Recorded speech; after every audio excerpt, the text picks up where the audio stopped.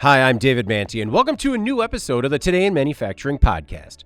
With me this week are Jeff Ranke and Anna Wells. We're the editors of Manufacturing.net and Industrial Equipment News, and we each have more than 20 years of experience covering the manufacturing industry. Each week, we cover the three biggest stories in manufacturing and the implications they have on the industry moving forward. Before we get started, please make sure to like, share, and subscribe to the podcast. You could also help us out a lot by leaving the podcast a positive review on whatever platform you use. If you want to email the podcast, you can reach any of us at Jeff, Anna, or David at IN.com with email the podcast in the subject line.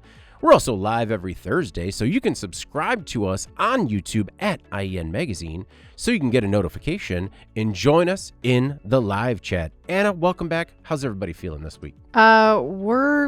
I think okay. Yeah? Getting there. Yeah. It just has been like since the holidays to now, which happens every year, just like one thing after another. So we're getting there. Well, and it's, a lot of times when you're kind of stuck in that in your own home, we're kind of going through that just ongoing battle with whatever ick is going around. Yep. But then, so today we were finally able to get back out to the bus stop and just to hear everyone commiserate about what they're triaging at home. And it's like, because when you're just at home, you're like, we're the only family that's sick. We're always sick. And this doesn't make any sense. And then you get out there and you're like, oh no, everyone's sick. Everyone right now. is. It's yeah. great. It's too bad. It is too bad. But then just like, Des finally gets, he goes back today and then immediately they cancel school tomorrow. So, he had a really rough one-day schedule this week.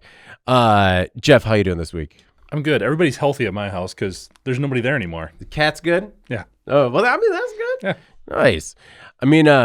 It's got to be nice to be out of that.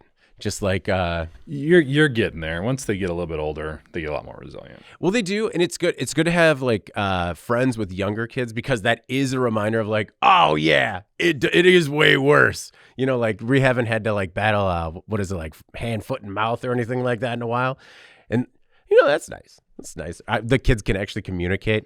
This hurts instead of just screaming until you find it. All right. Well, before we jump into our first story this week, we have a word from our sponsor, QAD Redzone. This week's episode is brought to you by QAD Redzone. For QAD Redzone, the overarching goal for customers is to help them unlock the power of their frontline teams and, quote, win more shifts. Well, Anna recently caught up with not only Redzone, but some of its key customers at the EATS trade show and conference in Chicago. On display were demonstrations showcasing the company's connected workforce tools, enabling members of production, maintenance, and quality teams to be connected, collaborating, and working toward a common goal. So, take a minute and watch When Culture and Data Converge, Manufacturers Find New Potential. It's a short new video starring Anna about how QAD Redzone is empowering teams and making a big impact on these businesses. All right, our first story this week. delmonte Fresh Produce Company to buy canned vegetable brand. delmonte canned vegetables are coming home, and the entire delmonte brand will be combined under a single owner for the first time in about 40 years. Last Thursday, Fresh delmonte Produce said it successfully bid $285 million for Delmonte Foods Corporation II and its affiliates. The transaction would combine the brand's fresh fruit and vegetable operations with its shelf-stable lineup. That includes Delmonte and S&W brand packaged vegetables, Contadina and Take Root Organics tomato products, among others. The combined company's footprint will include facilities in Illinois, Texas, Washington, and Wisconsin, as well as sites in Mexico and Venezuela. The deal would not include the Delmonte and SW canned fruit and fruit sauce brands or the College Inn and Kitchen Basics broth and stock brands. A hearing on the bankruptcy sale is scheduled for later this month. Fresh Delmonte Chairman and CEO Mohamed Ghazala said, quote, by uniting fresh and shelf-stable food under one strategy, we are honoring the brand's legacy while supporting it for continued relevance and growth. Anna, the CEO, said getting the brands back together was a long-held conviction of his. But this is more about common sense business than personal convictions, right? Oh, of course, yes. This isn't just like a whim of his, like, let's do it. Yeah, just bring the family back. It's been 40 years. I've always envisioned this. No. Certainly, this very confusing business venture had much more behind it than that. And I know, like, I'm not alone in looking at how, I mean, it's so segmented. And I guess you see that a lot in the food industry when you have a lot of businesses that have like unit spin-offs, and it does get confusing. With names like Del Monte Foods, the second. Yeah, What? Completely different business. What are we doing? Yeah. We're going to take some of it, not all of it, and we're going to combine it with a company that's already called Del Monte. Cool. Okay, got it. So when the Del Monte brand for prepared food products went bankrupt in June, Fresh Del Monte Produce issued its own statement that had to clarify that they were not affiliated with that situation. But at the time, it was reported that Del Monte Foods' range of shelf-stable products was actually appealing less to the rising number of consumers that are looking for minimally processed, fresh-cut options. Eddie Pearson, who's a partner at U.S. consultancy Beyond Brands, said Del Monte Foods' move into Chapter 11 isn't just a bankruptcy story. It's a snapshot of how quickly consumer preferences are rewriting the food aisle. I thought that was a pretty good quote, rewriting the food aisle. Like restocking the food aisle would be better, but whatever. Okay. It's his quote, David. Yeah. I'm just saying. Why you got to attack him? We could workshop it. Send Eddie Pearson an email. All right, I'll talk to you, Ed. All right. I think for me, the biggest point to focus on here is ultimately watching like what will happen to the canned food business's manufacturing footprint, because the group, as you mentioned, has 4 factories, 2 in the U.S., 2 in Mexico. In May, the company shut a plant in Washington State down, and the closure followed 3 other shutdowns last year. So the company does produce private label products. That's kind of an increasing area of focus for a lot of food companies in recent years. And so despite the changes in buyer preferences that we're seeing kind of drive the issues that this company was having, analysts say that buyers are more likely to buy shelf-stable products when they are in a lower income bracket. And those tend to be consumers that will buy store brands, right? They're not necessarily looking for that Del Monte label. Yeah.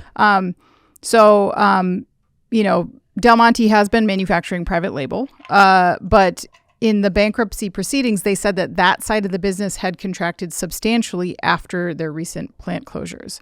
So to return to growth, will we see some of that factory footprint maybe be resurrected or capacity added in order to kind of optimize and support that contract business? I don't know. That remains to be seen, but I'll be interested to watch that play out. Well, and I was surprised. We're not surprised, but this is another sort of COVID casualty as well, because one report that I read said that due to costly buildup of excess inventory resulting from elevated demand during the COVID pandemic, and then the debt that's become more expensive as a result of those rising interest rates, I mean, that played a significant role in its downfall as well. Jeff, so in July, right after the bankruptcy, Del Monte Foods, the second, quote, determined a court-supervised sale process is the most effective way to accelerate our turnaround and create a stronger and enduring Del Monte Foods. It looks like that might actually come to fruition because things were bad, didn't look like they had a go-forward strategy, and they were able to sell off to kind of, their long-lost sibling, and maybe the brand lives on? Or pieces it's of the brand? absorbed. I mean, I don't know if that makes it stronger if you're just absorbed by somebody else. But, Okay. I mean, perspective, I guess. I guess when I saw this, it made a sense on a number of different levels. You mentioned the COVID stock up. That is an interesting dynamic because a lot of those costs are associated with the tin-coated steel cans. And anybody dealing with steel right now knows you're dealing with a lot of tariff pressures for those materials. So that'll be one thing that's kind of interesting. Just to sort of clarify here, we're talking about fresh bought foods. Okay, so for fresh, to buy a company that they're going to have to take on some of those additional costs is kind of interesting. But when you look at, just from my own personal experience in grocery shopping, a lot of fresh produce, when you look at berries and carrots and stuff like that, it is more expensive, obviously, than frozen or canned options. Oh, yeah. So with costs going up on everything else right now, being in these areas is a good place to be, I think, for the buyer here, for the Del Monte that bought this. So I think they're positioning themselves well. They also do, Anna mentioned contract manufacturing, which is so huge in food. They do, Fresh does have Mans, which is a different sort of subsidiary of theirs that does do private label stuff as well. So when we get back to the footprint, yeah, I think we could see some of that being absorbed and consolidated here because, the winner of this, if you will, the buyer, does have a lot of resources. When you look at that split 40 years ago, it really is a tale of two very different routes that these two companies went on. Fresh was able to grow and expand and do more things. Foods just sort of brought on more garbage, quite honestly, more overhead, more processed foods, more things that just did not work. I'm not even talking about the product. I mean, more baggage, if you will, in terms of what Nabisco tried to do when they set them off on different paths. Okay. So, Well, you had mentioned 40 years ago. Do you think if they would have been able to hold on a little bit longer, like as a result of the economic conditions that we're currently seeing, like it would have, like the going is probably about to get good for canned items as people are looking for cheaper options right now. Like, do you think if they would have held on a little bit longer, like maybe they could have kept their head above water, or were they just, too far gone? I guess according to the bankruptcy, they said they had $1.245 billion in debt. Like, is that too far gone? yeah, this was not going to work. They've tried everything else. They've tried doing different things. They've sold off different pieces. No, it was not going to work. This was the route that they needed to go, but it is a great addition for Fresh Del Monte. Well, and it is, in terms of what's going to happen, like at least they kind of live on rather than just kind of going bankrupt and turning the lights off. I guess we'll see what happens going forward. It was interesting when there was a little bit of controversy because the company was able to secure $165 million back when they entered bankruptcy to more or less keep the lights on until they were able to manage a sale. And some people obviously, understandably, got a little upset with that because it's like, well, you owe me $20 million. They're like, no, we need this to keep the lights on, and it's just, but no, we want our $20 million. I don't think it was that tone. I think it was a little bit different and justifiable, but if you're going to get to the end of this, that's what was necessary. Well, and so looking at some of these bankruptcy documents, like I said, 1.245 billion in secured debt. Just in the filings, there were 30 different creditors owed everything from $500,000 up to $20 million. They owed $20 million to Seneca Foods. They are a fruit and vegetable processor in New York. They also had a lot of expenses to companies like Transplace and ES3. Those are freight and logistics companies. They owed packaging companies like Steuben Foods in New York, as well as Reese's Fine Foods, a family-owned and operated prepared foods business in Oregon. And one of the things that kind of stood out to me when you're looking through these bankruptcy filings is just how far-reaching when you have a company this size go down, how big of an impact that has on all of these different companies. And we know it from other bankruptcies that we've seen previously. Like, what can you expect? I understand that, they pay out the biggest creditors first, but like, Anna, what do you expect? Pennies on the dollar to come back? Like, maybe? There's no way that these companies can feel like they're going to be made whole. So certainly not. That almost never happens. No. Yeah. Just and it's just got to be kind of quite the far-reaching ripple effect in the food industry. All right, our next most popular story: steel factory officials detained after explosion kills 10, hospitalizing 84. On January 18th, around 3 p.m., the largest rare earth refining and processing factory in China exploded. According to the AP, a pressurized storage tank designed to hold steam and high-pressure water exploded at the Baotou rare earth steel plate factory in Inner Mongolia, killing 10 people, putting 84 others in the hospital. Baotou United Steel is a major state-owned company. On Monday, Chinese police detained managers and other supervisors at the steel factory. The blast actually caused tremors in the surrounding area, sent a massive cloud of white smoke into the sky, and just sent steel beams, iron pieces, and other debris flying everywhere. Anna, detaining a handful of people will likely place blame on just a few. Do you think that, it seems like that's how things happen, particularly in China, is that, they go after the supervisors and managers. Do they wind up just being a handful of bad actors, or do you think it's more of a systemic problem? Just looking at some of the reports coming out of this, it seemed like they had a bit of a track record of, let's just say, being a little lax when it came to safety.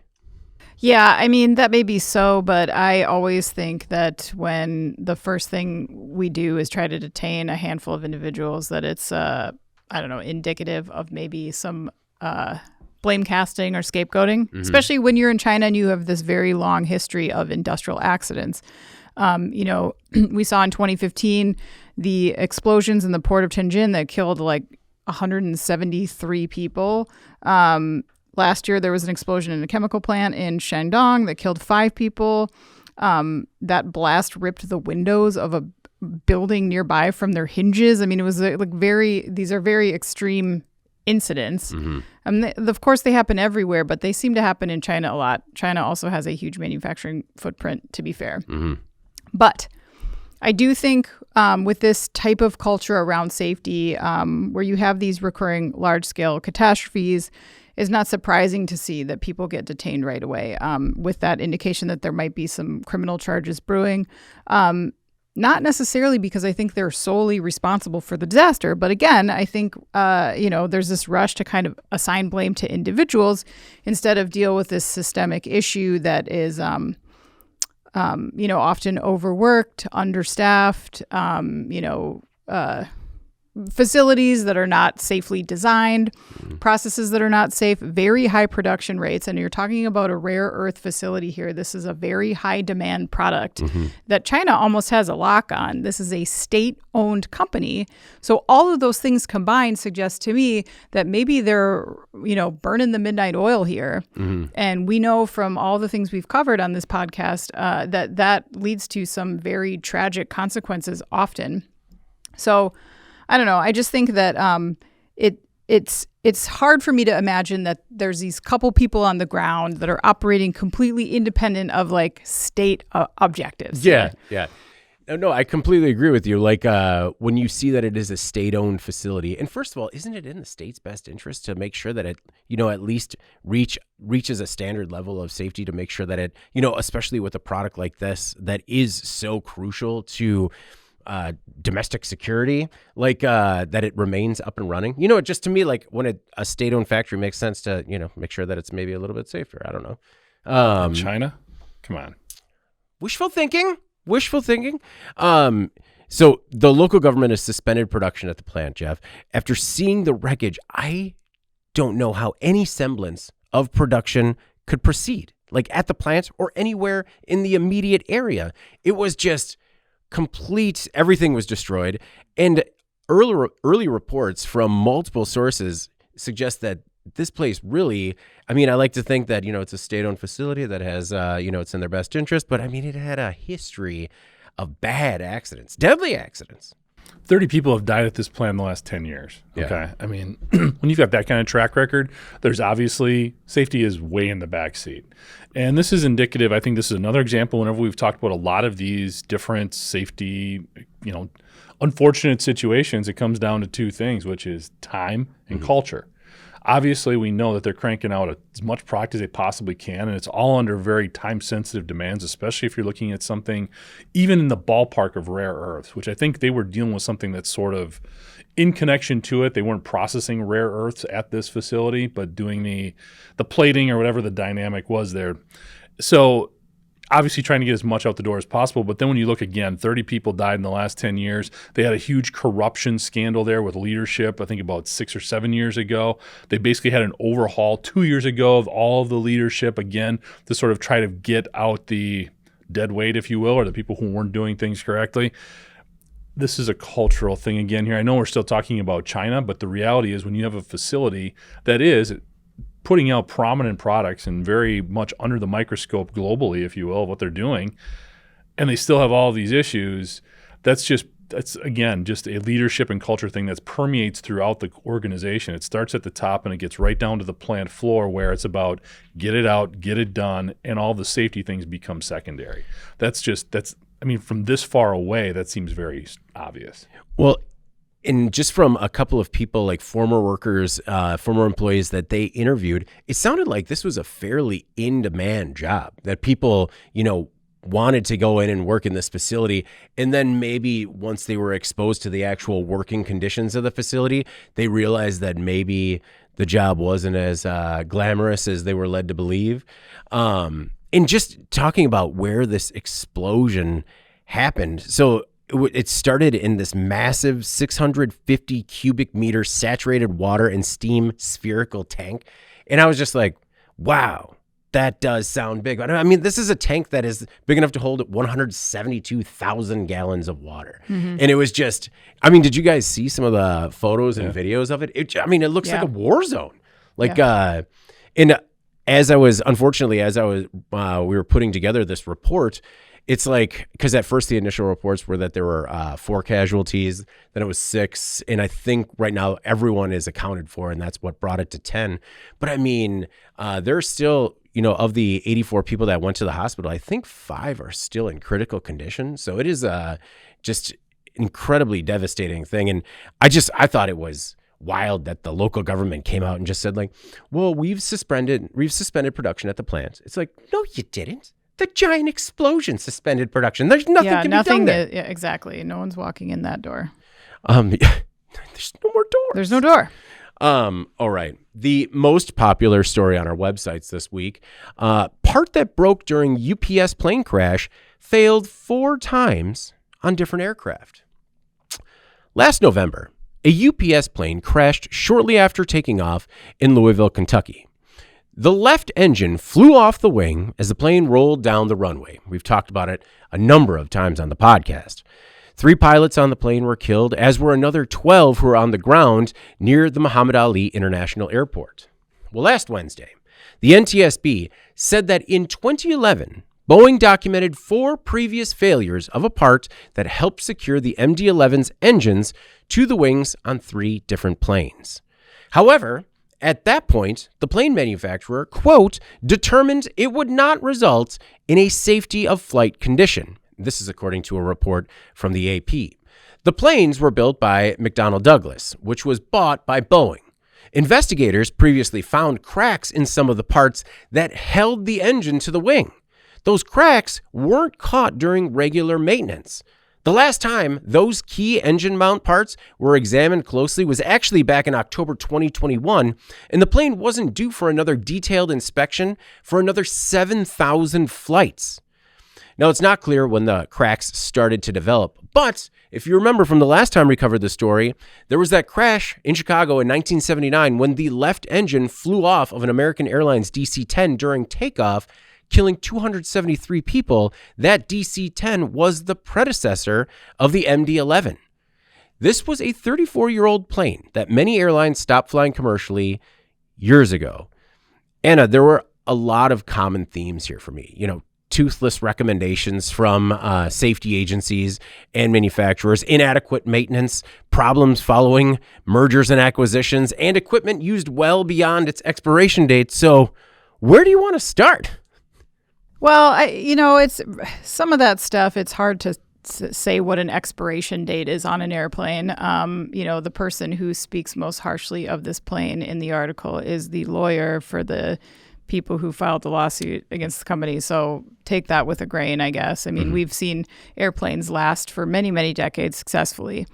What bothered me about this is the the recommendations that revolve around this piece of equipment feel almost like an insurance calculation. Like, we are estimating that it is unlikely that we're going to have an issue here. And I'm sure that is widely used, The first thing I thought of is I was wondering if, as we look at the function of AI in our society and what it could do, if you use something like AI to try to go back decades and look at all the history and all the incidences and where this has failed and calculate more accurately the risk profile, maybe that would be valuable in a case like this, but it did feel like a little bit haphazard to me.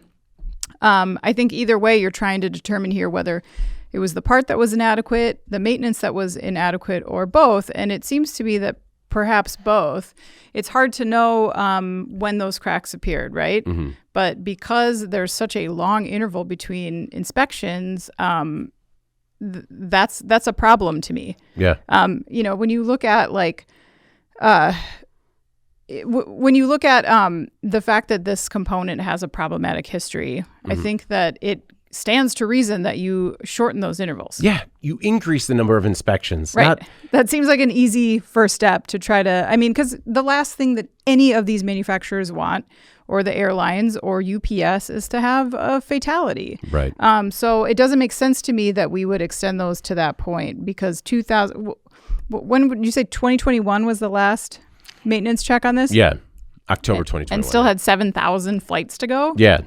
Come on. Yeah. That's absurd. Mm-hmm. And so, I don't know. The story was alarming, and my takeaway is that I think, anytime you have a question or a questionable incident, that should be some sort of red flag in the system for you to maintain shorter intervals. If you think that component is suitable for airworthiness, then the maintenance has to be there to pick up the slack, because there's no guarantees. Well, let's optimistically, let's say this plane flies 10 flights a day. That's still like another 2 years until it's due for maintenance. And let's remember that it wasn't caught by regular maintenance ever, it was like... Well, we don't know if the cracks were there. That's the problem. Maybe they weren't there. Yeah, well, that's okay. We don't know when they formed. That's true. And I do like, when we're talking about using AI to find these correlations, I do really think that could be a real game changer when it comes to safety, because I do still feel like we're kind of just... drawing from a lot of different sources to try and find one source of truth. Yeah, it feels like a judgment call, which is very subjective, and I don't think that's good enough. Well, that was my takeaway too. What is this maintenance via wishful thinking? There needs to be. I know that when we see sort of the companies that are on the front end of AI, particularly in maintenance, Jeff, it is crazy how these maintenance schedules are mapped out, in terms of preventative and predictive maintenance, and just be, automated alerts. I don't know. Do you think, no, you're not as optimistic that that's something that could prevent something like this? No, because you're looking, and I'm not trying to downplay or anything like that. What happened here is obviously horrible. But we've got this convergence of different operational strategies here. We have been data-driven. That's what we're trying to drive people to do. Use the data, use the information at your disposal to make better decisions. You had tens of thousands, if not hundreds of thousands of flights where nothing happened. Yeah. So when you start crunching numbers, and again, I'm not saying we don't need to fix it, but I'm saying when you have this operational strategy and you start playing the percentages and using the numbers to define those predictive and preventative maintenance strategies, you can't just say, yeah, but there's this one outlier. Yeah. Okay. That's hard to plug into a system where you're also talking about trying to be as efficient and cost effective as possible, because we all want to keep our shipping rates down. So there's a lot of different variables that converge on here. Now, when you're looking at you can have the debate about they shouldn't have been using a plane that's this old. There should have been more maintenance because there is somewhat of a history with this particular part, and I don't disagree with that. But then you're also asking these companies, again, if you're going to operate older equipment, then you need to adjust your strategy. You need to adjust how you're assembling all this information and setting up schedules. And that affects maintenance, that affects how much stuff you're going to be able to ship, all of your different scheduling things. If that's what we need to do, that's what we need to do, okay? But that is not an easy task to just throw on somebody. Again, when you're looking at a bit of an outlier in terms of what could or might happen, trying to plug AI in there, I don't know how much of an impact that's going to help because, again, they're going to look at the numbers in terms of how many flights went off successfully. Yeah. Now, is there a higher percentage that something like this could happen, or that AI could say, hey, in comparison to all these other things, this one has a 300% better chance of happening, but it's still 0.000001% of all flights. So we've got all of these different methodologies that we're relying on, and this particular situation bucks all of that. Yeah. I think the solution, and we can plug in whatever works, okay? Try it all. I think it really comes down to empowering the people on the ground. Mm. Now, if you're a maintenance technician at an aircraft, or if you're a pilot, you can effectively ground that flight. Mm-hmm. You can say, I am not signing off. This thing is not ready to go. What technician's going to have the guts to do that? Yeah. Okay. You want to be that job. You want to be that guy? Yeah. Okay. That's where, and I know we talk about this with safety all the time, not trying to beat the same drum, but it is a cultural thing. You need to empower these individuals to not just do their job and turn the wrench, but to use a lot of their intuitive understanding of what they're working on every single day to make these types of decisions as well. I am sure there were plenty of conversations in the garage, in the maintenance shed, talking about these types of things. There is no way experienced aircraft technicians weren't aware of this in some way, shape, or form. So empowering those folks, I think, is part of the solution. It's also figuring out how to converge all of these different data-driven dynamics and operational strategies we have to accommodate some of these outliers. Well, and it's an interesting point, because I think a lot of times we wind up talking about safety recommendations that were ignored, right? And if that data set includes safety recommendations from Boeing, safety recommendations from the NTSB, those should be what red flags in this data set, where they would see that, not just with this aircraft, it's not just crashes, accidents, and the plane being grounded, but it could also pull from these warnings that may or may not have been heeded or that people had listened to. And I guess that's what I think of in terms of pulling from a larger data set rather than just looking at flights, groundings, and safety incidents.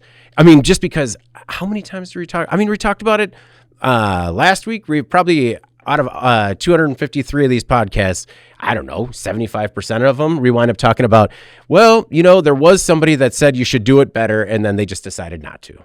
And I think that maybe AI could be like, hey, like 20 years ago, they said, pay attention to this. And then everyone kind of didn't. I don't know. Well, I think part of it too is like, you mentioned that it's a decision that nobody wants to make to like ground that plane, because there is a lot of pressure, and we've seen the culture issues at Boeing and how people have been rushed to do things even though they feel wrong about it. Like, make that decision. And it's not a person having to do it. It's like the numbers, they just don't lie. And if to your point of like, maybe that's also an imperfect science that they will never be able to get it right, even with AI. That may be true. I don't know. But I feel like something to at least look at. Well, the other part of this that stood out to me is when I mentioned the issues with mergers and acquisitions, is that like people are always more responsible for their thing, right? And then when your company goes out and buys someone else's thing, you're not paying as much attention to it. So it's, and even people that were commenting on the sites and on the videos were very clear, like, well, that's not a Boeing plane. This is a McDonnell Douglas plane. And it's just when you have these acquisitions and mergers, there's always the quote unquote redheaded stepchild, right? Where like you adopt these technologies and things that are already in service, and you have to, treat them the same. Like they need the same scrutiny. All right. Well, before we jump into, in case you missed it, we have another word from our sponsor, QAD Redzone. This week's episode is brought to you by QAD Redzone. For QAD Redzone, the overarching goal for customers is to help them unlock the power of their frontline teams and, quote, win more shifts. Anna recently caught up with not only Redzone, but some of its key customers at the EATS trade show in Chicago. On display were demonstrations showcasing the company's connected workforce tools, enabling members of production, maintenance, and quality teams to be connected, collaborating, and working toward a common goal. So, watch when culture and data converge, manufacturers find new potential It's a short new video about how QAD Redzone is empowering teams and making a big impact on these businesses. And I don't want to put you on the spot, but I really enjoyed this video just because I always like it when we can kind of get on the ground floor, either at shows or when we go and do factory visits, and kind of hear it right from people that are using it. For sure. And the thing about Redzone is their customers love them. So we had a crew on the floor, and we we were talking to some folks, and one guy walked by and they said, do you want to talk to us? And he was like, yes, Redzone like changed my entire company. I would love to talk to you. Like, no, that never happens. Yeah.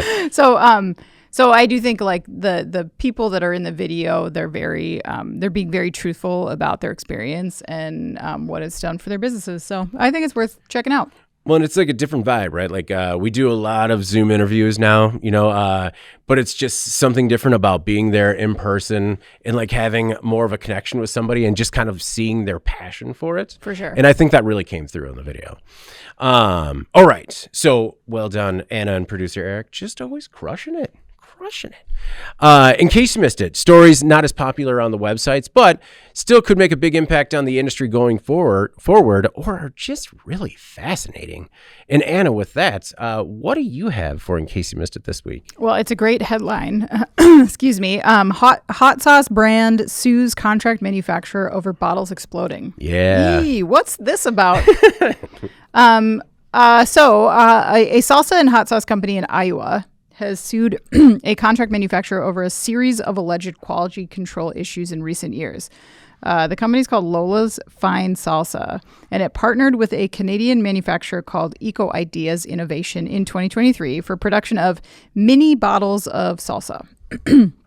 Subsequent issues Lola's outlined in the lawsuit forced customer Walmart to pull items from shelves, including complaints about taste issues, discoloration, and bottles that were bubbling, exploding, and fermenting. It's all bad. Not good. Yeah. But like any bottle you don't want to explode, but like hot sauce, that's like chemical warfare. Yeah, it's not good. So the complaint suggested that Eco Ideas used incorrect bottle filling processes and filling temperatures, and added that the manufacturer had not reimbursed Lola's for any costs as promised. This cost them something in the hundreds of thousands of dollars to remedy this issue. I selected this story because we were talking about contract manufacturing in the food industry earlier in the podcast. And I wanted to dive into this a little bit more because it is an industry that has really exploded, no pun intended, in the last few years as the market size has grown significantly after COVID. It's expected to double in size between 2022 and 2030. That's crazy. And so a lot of companies are starting to do more of this. So it made me wonder, like, because of that, because there's probably companies taking on new business they're not familiar with, or there's companies using contract manufacturers that didn't before. Are we going to see more of this incorrect processes and, filling temperatures and stuff where you can just tell that, like, maybe someone didn't quite know what they were getting into when they took on this contract? So Eco Ideas had allegedly promised that it had the ability to meet Lola's needs for more than 1 million units that met these stringent production standards, though it was mentioned in the Des Moines Register that hot sauces in the past were known to have issues with bottles exploding on shelves due to buildup of gas caused by fermentation in improperly processed sauces. So there's a track record for this being an issue in the industry. Clearly, they did not know about this. So to me, it sounded like a lack of experience, maybe on both ends. So Lola's was attempting to scale. They moved from a farmer's market stand to this company with Walmart as a customer within the space of 10 years. So they were leveraging this third party to try to manage that growth. Maybe they didn't ask the right questions either. It looked like maybe some problems on both ends, unfortunately, but just a sort of a cautionary tale for anyone who is looking into that market to just make sure that you ask the right questions of those contract companies if they're bidding for your business, that they really understand your product. Yeah. Because it probably doesn't take much to find yourself with exploding bottles, if the fermentation, it's just like a temperature problem, So a lot to unpack there, but still I thought it was an interesting story to review. Just anywhere in the supply chain, the importance of doing your due diligence up front and ongoing. Because you're right, this Lola's Fine Sauces, I mean, when you were talking about the explosion in the market, I didn't know if you were talking about contract manufacturing or just hot sauces, because I feel like the hot sauce market has also exploded. And no pun also intended. Because I was, I'm pretty familiar with a lot of hot sauces. I have never heard of this one, and it was wild to me that so they said that they've suffered $700,000 in losses. Mm-hmm. And I mean, I get that just in terms of product they can't sell and brand damage. But I mean, I also get how as a contract manufacturer that's a bottler, you're just like, yeah, we can do it. We take the hot sauce, we put it in the bottle. No problem, bottled. And I think sometimes there are oversimplifications. People take on jobs that they can't necessarily handle. And Jeff, I don't know if that's what your takeaway was, but could you believe, almost $1 million in losses just because of, just a small exploding bottle problem. Small one, yeah. I think we're getting to a point, you talked about the growth in contract manufacturing where we have to start delineating between a job shop and a contract manufacturer. In the past, a lot of these runs, especially when you look at food, they were small quantities. They were just get it out there, get a label on a bottle for the first time that we didn't make at home off an inkjet printer, and going forward like that. Now there's more complexities in terms of the quantity of product, how you can distribute it, all of the different materials that are involved. It's more complex. So in this instance, I'm guessing they picked the cheapest one and went with it. Because if you're scaling up in that extent that they were there, cost is a big issue. We've talked about food manufacturers living on pennies. Yeah. Okay. So if you can save some money on the packaging, going with a lower cost manufacturer here, you got to make sure it is a real contract manufacturer, not that job shop that worked 25 years ago. Well, and also, if you talk about a company that is scaling from a farmer's market to, that deal with Walmart probably seems like the golden goose, but like Walmart is very demanding and the price demands and what that price point is going to be. Mm-hmm. And then it's like, hey, we're going to buy this many million units, but we need to buy it at this price. And how you do that is your problem. And I think that's, when you're trying to figure out that price compression, you make sometimes difficult choices that could, pretty much sink the brand.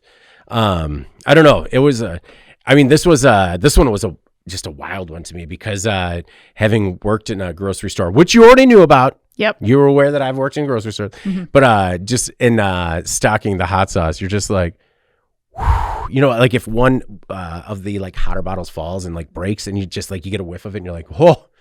That is unpleasant. I want nothing to do with that. I don't know. So the idea of this bubbling, exploding, fermenting hot sauce kind of gives me the willies, Jeff. Not the best. Jeff, what's your in case you missed it this week? Well, actually, some good news here. We've talked about NIOSH before, but I picked the article that said hundreds of laid-off researchers at U.S. Workplace Safety Center are being reinstated. So to kind of summarize the article here, basically we've talked about this. This is the Institute, the National Institute of Occupational National Institute of Occupational Safety and Health. So basically, these are the folks that are doing all the research into the folks going into the mines, other different workplace safety issues where we need people doing research to identify best practices, what the real outcomes are, what we need to prevent, what are the risks, all of those types of things that go into establishing the things that OSHA enforces. Mm-hmm. So basically, last April, DOJ just gutted NIOSH. We've covered that. Well, they're basically welcoming back 900 of the 1,000 employees that were laid off. That's great. So we've got these positions back. The challenge is a lot of these folks have moved on. Mm-hmm. They may not come back to NIOSH. So we're still going to have a lot of open spots, a lot of challenges that are going to be in place in terms of having a lot of this research continue into a lot of very, very important areas impacting worker health and safety. One of the things that was interesting that was brought out is when they talk about the amount of research that was done and the impacts are more agency workers maybe coming back now, but the layoffs last year delayed diagnosis and treatment of a lot of these different things that we were talking about in terms of silica in the mines, mm-hmm. Other different workforce issues. We look at powders in processing facilities, all of that kind of stuff. There's no there's no way you can calculate the real impact that may have been had by all these people not being in place and continuing with their research. Thankfully, they're coming back, but we're not there yet because, again, a lot of these folks have moved on and have got different jobs. So hopefully we can fill all of these positions, get this agency back up to speed. You know what this story made me think of? The story made me think of the saying, like, just rip the Band-Aid off. And no one ever thinks about how sometimes when you just rip the Band-Aid off, sometimes you still bleed out. You know, like, just get it done. Like, it's wasteful. And this is a very typical story in terms of what Doge was doing, trying to find, limit, and eliminate waste in the government, with a chainsaw, and without thinking of the far-reaching ramifications. And so then when finally something comes back around and it's like, hey, no, actually, those thousands of people, like, we need them back. And then, I mean, what are we, like, nearly 9 months after that? And it's just like, I mean, that's a heck of a whoopsies, Jeff. Well, look, let's focus on the positive. Yeah. We've reinstated the positions. We're going to get this agency back up to speed. That's a good thing. I think let's take it at that face value, although, again, there's some challenges there. Understood. But while we're looking at the positive side of this, we could also say that it didn't have to be this way. Anna, when you were looking at the story with rose-colored glasses, because let's look at the bright side, what were your thoughts on, these researchers coming back to NIOSH? Yeah, when I saw this news break, I was very pleased to see it as well. Mm-hmm. I mean, this was a very big mistake, in my opinion, that this happened to begin with. To Jeff's point, like, there are some challenges of folks that have retired, folks that are just doing other jobs now. It's not going to be as simple as, and you don't know if that means, like, so the jobs have been reinstated, so the people that are available to come back, but are they seeking out replacements for those people that are not? Mm-hmm. There could still be gaps in the agency that we just don't know about. But it's a good first step. Yeah, a good first step. Also a good reminder that, public servants, sometimes don't look for glory in the positions that they hold. But if you tell them they're not doing anything and make them go away and then ask them to come back, maybe they're a little hesitant to do that. All right. Well, in case you missed it, this week was about a musician who picked a innovative fire-resistant prefab home design to rebuild after losing a home in the California wildfires. A year ago, the deadly Eaton wildfire spread across Southern California. The fire destroyed more than 9,000 buildings, including the family home of Grammy-nominated artist Aloe. When it came time to rebuild, Blacc worked with Live Large Home, a California-based company that makes factory-built single-family homes designed to survive wildfires. 5 months after beginning the project, Blacc had a home in Altadena. Live Large installed the first modules of Blacc's new residence last November. Now, I chose this story because, one, it was kind of interesting as to how these homes are made. Live Large relies on light steel frame construction, a non-combustible structural approach that addresses wildfire risk at the foundational level rather than through surface treatments and retrofits that we've seen as people try to make homes a little bit more resilient when it comes to standing up to wildfires. The company has conducted real-world fire-resistant testing on its exterior wall systems, demonstrating the ability to withstand 1 hour of direct flame exposure without structural ignition. And I would also recommend checking that out because basically they have a wall set up and they're hitting it with a blowtorch for an hour and you're just like, I don't think it's going to go. I don't think it's going to go. These homes have triple pane windows, fire-resistant exterior materials like aluminum framed windows and doors, and sealed building envelopes that are designed to prevent ember penetration, which is a primary cause of structural loss during wildfires. I also had no idea that that was one of the biggest. Well, I mean, it perfectly makes sense. All it takes is one ember to get things going. But it, designed against that. So by building these homes in the factory, Live Large says it can install components under controlled conditions, eliminating a lot of the variables that you get in field-built homes, like weather delays, material waste. The company is also offers a couple of off-the-shelf prefab homes. And now, this was where a lot of the debate surrounded on the site, because you can have an 800 square foot structure that starts around $265,000 plus installation. You can have a 3-bedroom that's 1,200 square feet, starts around $380,000. And a lot of people are like, that is extremely expensive plus installation for a home. But I was also like, I don't know, like, what is the cost if it is a fireproof house rather than a fire resilient house or just a stick house? And so I picked the story because we've been covering a lot of how in architecture, there's been a lot of advancements where you don't know where anything's going. Because I also thought, hey, what's more resilient than a steel frame, but a concrete printed house? That sounds pretty resilient to me. And I'm fascinated by the things that, with every disaster comes new innovation. And I thought the story was full of it. And I also... full of innovation. I also thought that it was kind of good on Aloeblacc to use his influence to kind of get a little more attention to this smaller part of the industry. Jeff, I don't know if you had a chance to check out the story, but what did you think about these prefab homes? It's a pretty incredible solution. I mean, for some of these areas that folks are living in, yeah, fire is, it's like a tornado here in Wisconsin. Yeah. So it's something you have to be prepared for. We definitely take precautions in that sense, with what we do here from an architecture or construction perspective. So I think it's pretty amazing. And when I saw those prices, quite honestly, when you think about replacing a home in these types of areas, it doesn't seem ridiculous to me. I understand if you're skilled enough to build a home or something like that, maybe.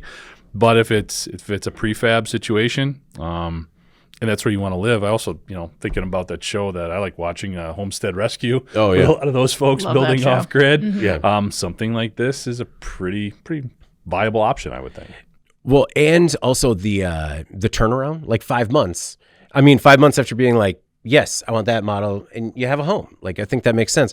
And you're right. Like when I was doing home construction, another job that I think you did know about, but maybe not. One of the things that we had to install on every roof were hurricane clips.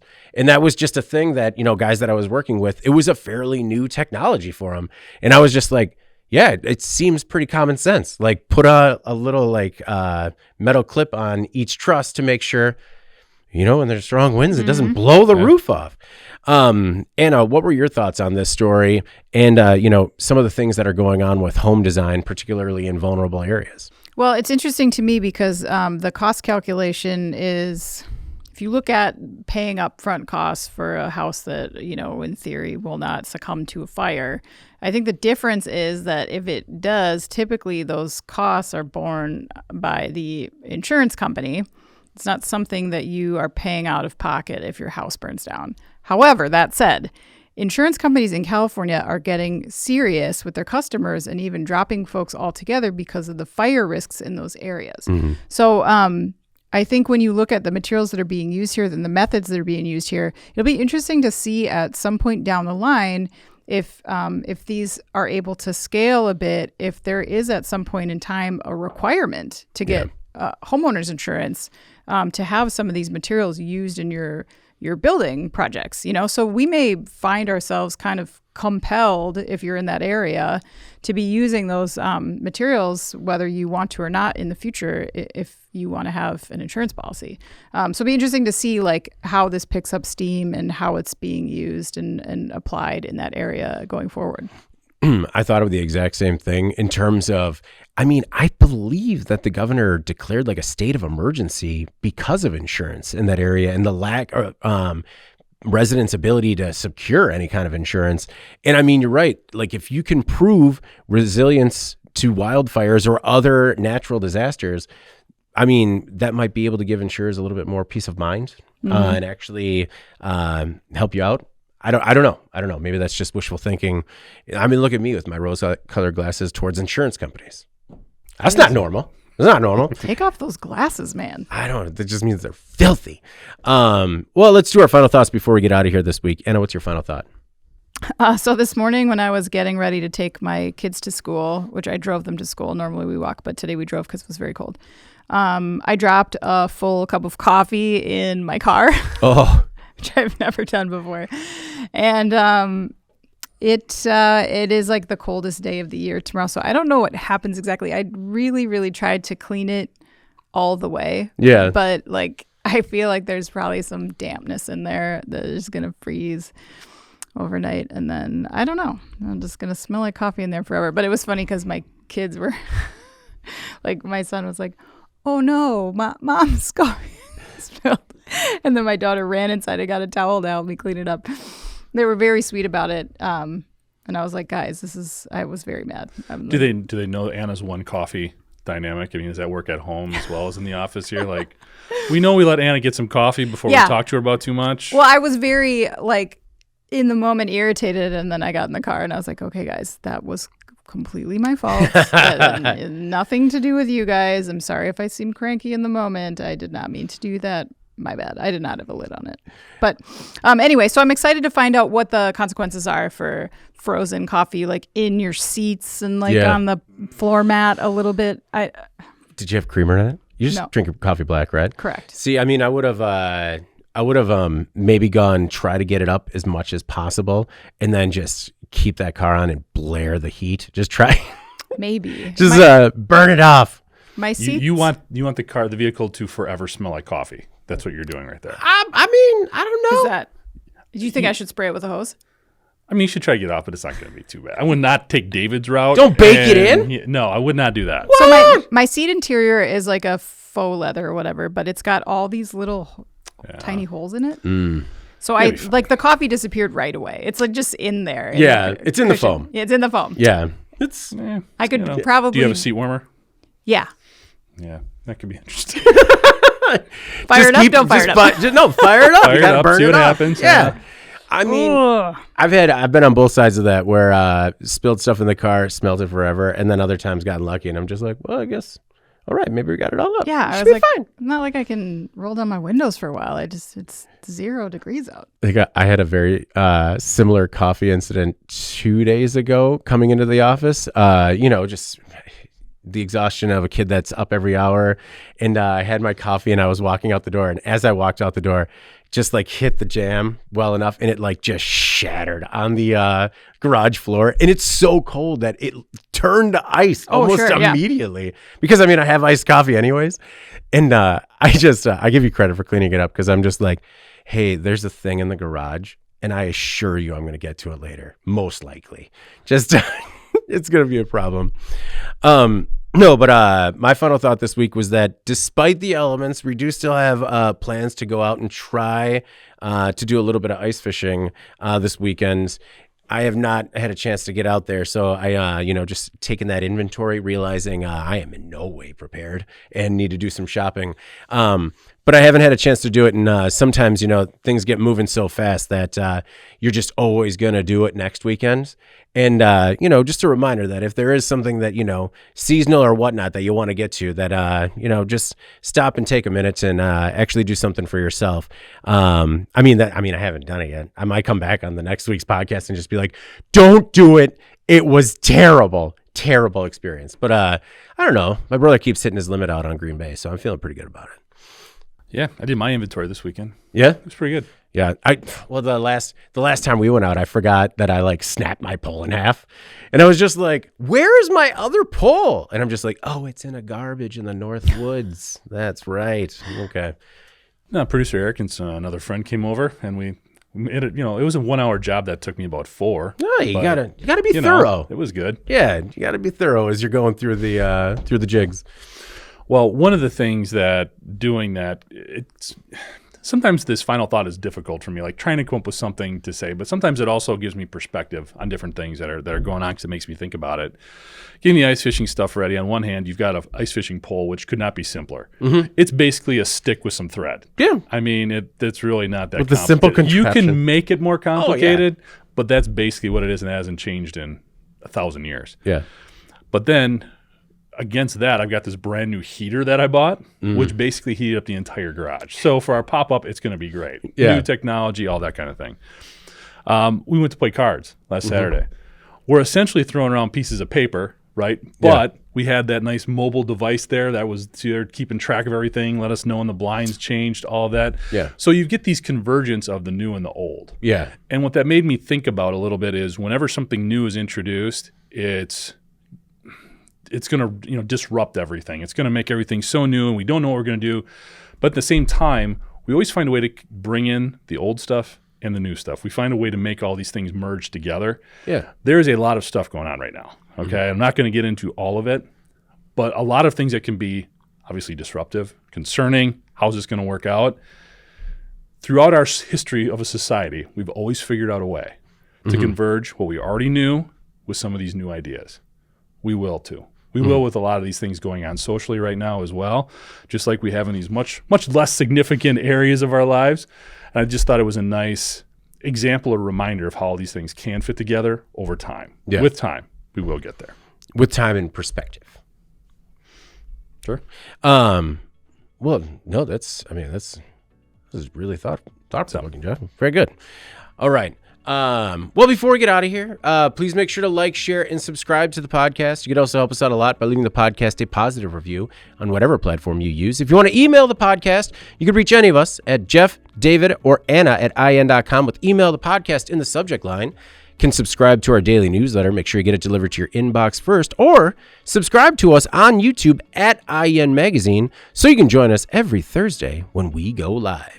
For Jeff Reinke and Anna Wells, I'm David Monte. This is the Today in Manufacturing podcast, and we will see you next week.